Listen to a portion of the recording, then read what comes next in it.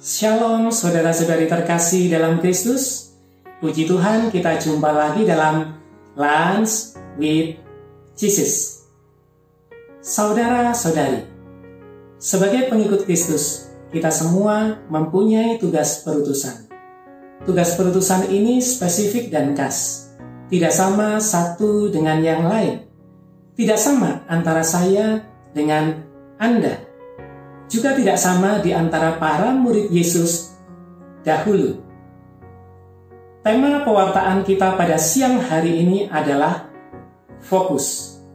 Kita akan bersama-sama melihat bagaimana Yesus membimbing dan mengajar salah satu muridnya, yaitu Petrus. Ada banyak dialog Yesus dengan Petrus di dalam kitab suci, dan kita akan masuk ke dalam salah satu dialog itu. Maka marilah sekarang kita membuka kitab suci kita. Kita akan membuka dari Injil Yohanes bab 21 ayat 21 sampai dengan 23. Saya akan membacakan untuk saudara-saudari. Ketika Petrus melihat murid itu, ia berkata kepada Yesus, "Tuhan, apakah yang akan terjadi dengan dia ini?" Jawab Yesus, "Jikalau aku menghendaki supaya ia tinggal hidup sampai aku datang, itu bukan urusanmu, tetapi engkau ikutlah aku." Maka tersebarlah kabar di antara saudara-saudara itu bahwa murid itu tidak akan mati.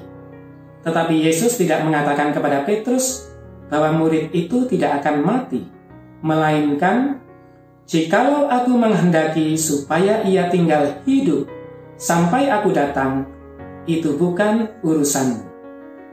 Demikianlah sabda Tuhan. Terpujilah Kristus. Saudara-saudari, salah satu sifat manusia serba ingin tahu. Ia ingin tahu berbagai hal, baik yang terkait dengan dirinya maupun yang sama sekali tidak terkait dengan dirinya. Maka kita mengenal istilah kepo. Kita juga sering mendengar satu ungkapan, mau tahu aja atau mau tahu banget. Kasih tahu nggak ya? Sesuatu hal yang tidak diketahui, maka biasanya ditanyakan dan dibicarakan kepada orang yang lain. Karena sesuatu hal itu sesuatu yang menarik dan membuat penasaran, maka terjadilah perbincangan bukan hanya di antara dua orang, tetapi 3, 4, dan seterusnya.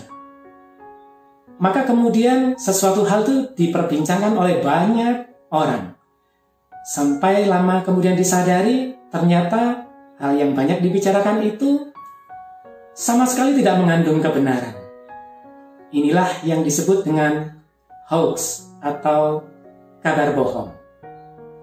Saudara-saudari, Petrus, salah satu murid Yesus, juga memiliki sifat kepo. Pada waktu mendengar salah satu murid Yesus, murid yang dikasihi, tidak akan mati, Petrus pun bertanya kepada Yesus. Alih-alih Yesus memberikan jawaban yang memuaskan, Yesus justru mengatakan, "Itu bukan urusanmu." Lantas kemudian Yesus mengatakan kepada Petrus, "Tetapi engkau ikutlah aku." Saudara-saudari yang terkasih, kita bisa belajar dua hal dari perikop ini. 1. Fokus kepada Tuhan. Saudara-saudari yang terkasih, pada saat Petrus mengalihkan pandangannya dari Yesus, ia menjadi kehilangan fokus, ia gagal fokus, sehingga ia mengurusi orang lain. Maka dalam hal ini, Tuhan menghendaki agar kita senantiasa memandang Dia. Pada saat kita bisa memandang Tuhan, maka kita menjalin koneksi dengan Tuhan. Kita punya hubungan yang erat dengan Tuhan. Dalam Mazmur 16 ayat 8 dikatakan, "Aku senantiasa memandang kepada Tuhan, karena Ia berdiri di sebelah kananku, aku tidak goyah." Maka di sini sangat penting kita berhubungan, berelasi, dan selalu memandang kepada Tuhan. Selanjutnya yang kedua, fokus kepada tugas perutusan kita sendiri. Saudara-saudari yang terkasih, Tuhan menghendaki agar kita mengurus diri kita sendiri, mengurus tugas perutusan kita sendiri, dan bukan tugas perutusan orang lain.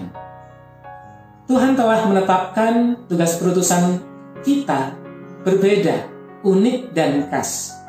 Dan itu saling melengkapi. Persis dinyatakan dalam surat Rasul Paulus kepada jemaat di Korintus, bahwa kita semua saling melengkapi, banyak anggota satu tubuh. Saudara-saudari yang terkasih, boleh jadi kehidupan kita sama seperti kisah Petrus. Ada drama, ada dinamika. Saya ataupun Anda kadang-kadang gagal dan menyangkal. Dunia di mana kita berada adalah dunia yang mempesona, yang kadang membuat kita hilang fokus dan terbawa arus. Maka kita sungguh bersyukur pada siang hari ini Tuhan telah mengajar dan mengingatkan kita dengan dua hal. Yang pertama adalah fokus kepada Tuhan, dan yang kedua adalah fokus kepada tugas perutusan kita sendiri. Inilah yang menjadi perjuangan kita.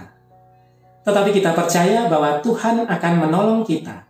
Ia akan mengutus Roh Kudus yang menyertai dan menolong kita. Maka marilah kita pun menyiapkan diri kita untuk merayakan Pentakosta esok.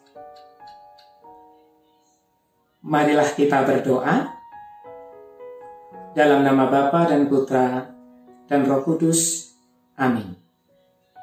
Allah Bapa yang baik, melalui penebusan Yesus Kristus Putramu, Engkau telah mengangkat kami menjadi anak-anak-Mu.